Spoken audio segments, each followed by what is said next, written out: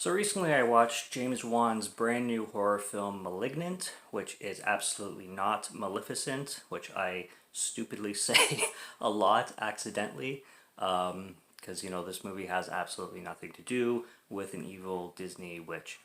Malignant is, like I said, directed and probably produced by James Wan, and yeah, basically it's his latest horror film, and this is going to be spoiler free, so I'm basically just going to be going over my thoughts and, basically how I felt about the film.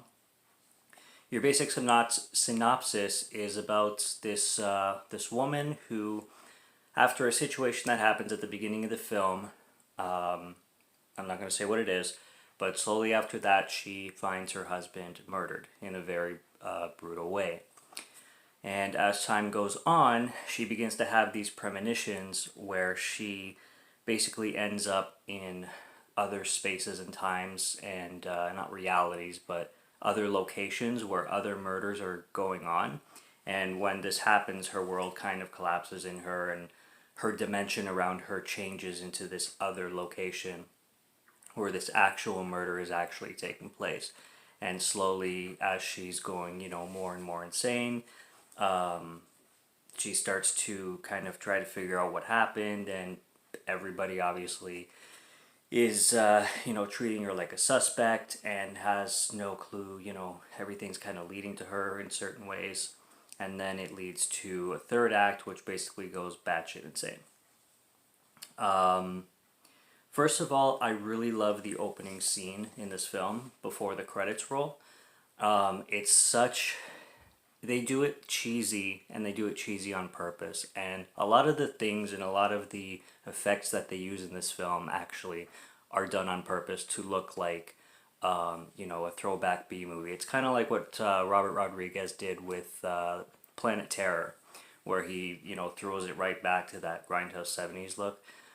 This not doesn't go like balls to the wall on that, but on the opening scene, the way characters are acting and what they're saying and how they're saying it, and where the cameras are in front of their face while they're saying it, they sound so ridiculous, and I'm not going to say stupid, but definitely cheesy, but it works like a charm. I was smiling ear to ear. As soon as the credits roll, and they also play this really, really great kind of rock metal track as the credits go on, it was making me smile ear to ear. I'm like, I love this already. I absolutely love this. I heard some people who didn't like it whatsoever, and some of the things didn't work for them, but I was a fan for sure. The other thing about this film, the influences are worn on this film's sleeve, and knowing that James Wan directed it, a lot of them make sense. Like there's this one scene that looks straight out of Saw. It looks like a Saw trap scene, even though there's no traps or jigsaw things going on.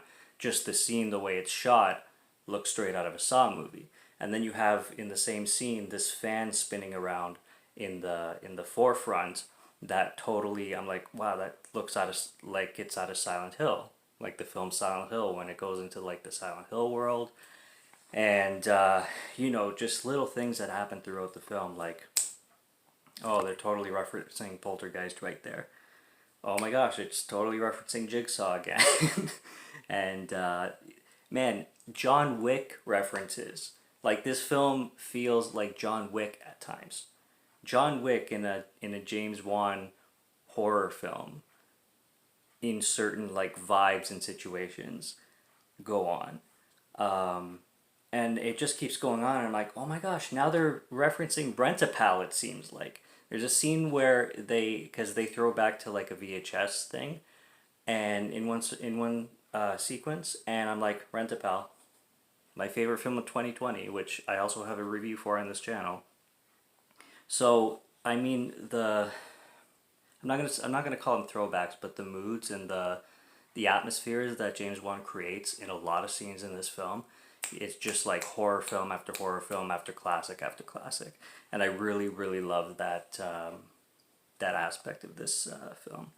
There's also this character who plays like a kind of a goofier, quirky girl, which you can tell that James Wan is kind of doing the same thing that he did in Insidious with the quirky characters there, except in Insidious didn't work for me at all. In this film, it actually works really well. I did like that female character a lot. Um, but there's also one other film that this movie reminded me a lot of. I'm not going to say which film that is because that'll be way too spoilerish. And if I say the movie, then I'm giving way too much away that I don't want to give away in this review. But anybody who's seen it, um, everything works for me. Even the last third act, which it seems to be everybody's least favorite. It I thought the opening scene and then that whole third act just had me smiling ear to ear. That definitely, worked for me, even though maybe I can see it not working for everybody. But I give it a huge thumbs up, and I had a blast with this film. Like I said, I'm not. A lot of people had problems with the third act because it doesn't feel James Wan-ish, but it kind of does at the same time. It's more James Wan influenced, whereas the first, few parts are more James Wan like heavy.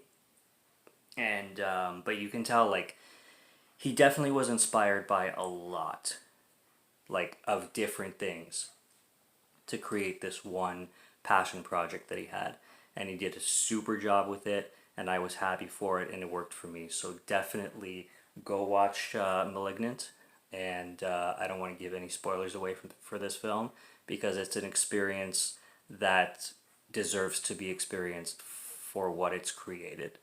And it's not a film that I would want to get too much into. So yeah, that's about it. Definitely go and see it. Subscribe to Morgan Film Fan if you like to listen to my voice or if you like my film reviews. I'll be back with lots more as always. And until then, stay tuned and cheers.